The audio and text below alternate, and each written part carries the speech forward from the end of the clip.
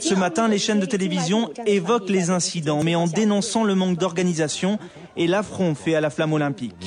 Et les Français choisis dans le reportage condamnent les manifestations. On est pour les Jeux Olympiques et on veut laisser la Chine tranquille. Voilà. On est et bravo la Chine. Bravo la Chine. Dictateur chinois, connard. Nous avons remarqué qu'il y a beaucoup de spectateurs enthousiastes du côté français. Ils crient « Allez Pékin, allez Pékin !»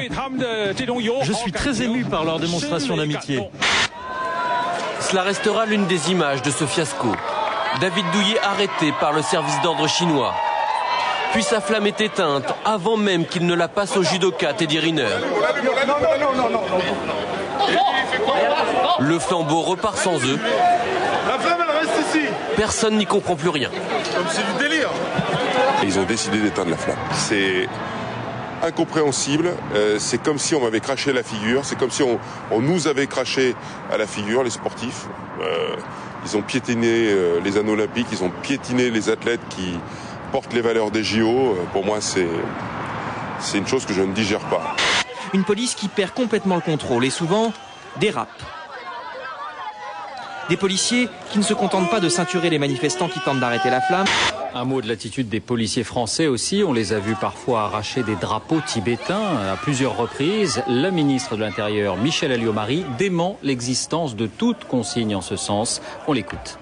Il n'y avait eu aucune consigne de retirer ces drapeaux, de les prendre aux manifestants. J'ai demandé qu'il y ait une enquête administrative pour savoir dans quelles conditions il y avait eu ces retraits de drapeaux et pourquoi. Face aux manifestations, les Chinois ont pris les choses en main, peut-être jusqu'à l'excès.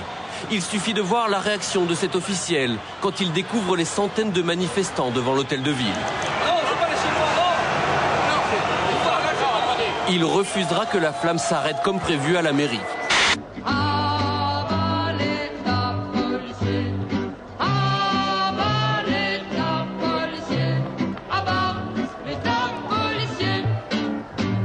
Je trouvais ça étonnant parce que j'ai pas l'habitude de voir autant de policiers et de gens rassemblés au même endroit. La France a toujours eu un peu ce côté rebelle à se montrer un peu partout. Pour les sportifs. Et même, c'est dommage. Et pour l'image de la France au travers le monde. Affreux. Je comprends que la sensibilité chinoise ait été blessée par ce qui s'est passé. Ce n'étaient pas des images positives. Elles étaient positives pour personne, ces images. C'était triste de voir la flamme et les sportifs siffler. Et je comprends que pour les Chinois, soit un problème. Mais la solution, elle est dans la reprise du dialogue. C'est ça la solution. Le père le grand dit à son petit gars, mais enfin bon sang, qu'est-ce qu'il y a? Qu'est-ce que tu vas faire dans la rue, fiston? Je vais aller faire la révolution. Le moment est venu pour la Chine d'accepter la réalité. Mentir ou modifier la réalité, ça ne marche pas.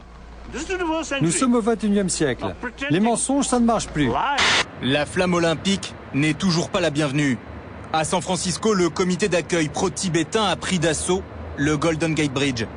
Un monde, un rêve, libérer le Tibet, dit la banderole, offerte au regard des caméras. Le ton est donné, l'étape américaine du parcours de la flamme n'aura rien à envier au spectacle donné à Londres et à Paris. En 6 mois, le riz italien est passé de 250 € la tonne à 420 €. Le riz thaïlandais atteint 620 € et le basmati indien franchit la barre des 1000 € la tonne. Car les stocks mondiaux n'ont jamais été aussi bas. 50 jours maximum d'avance pour nourrir la planète, du jamais vu depuis 1970 pour ce courtier en riz. C'est vrai qu'il y a quelques grains de verre dedans. Oui, puis certains pays ont cessé leurs exportations. L'Inde, le Vietnam, l'Égypte, qui sont normalement de gros fournisseurs de l'Europe. Le gouvernement a interdit l'exportation pour éviter au marché de s'enflammer. Est-ce que vous savez qu'il y a un petit code sur l'œuf pour savoir la provenance de l'œuf? Ouais. Mais est-ce que ça veut dire le 3 là? Ouais, vous savez. Vous savez ce que ça veut dire? Ouais, je sais ce que ça veut dire. Ça veut dire quoi? Ouais. Mais si vous avez des conneries à faire, partez avant que je vous foute dans la gueule. Vous remportez Pékin Express.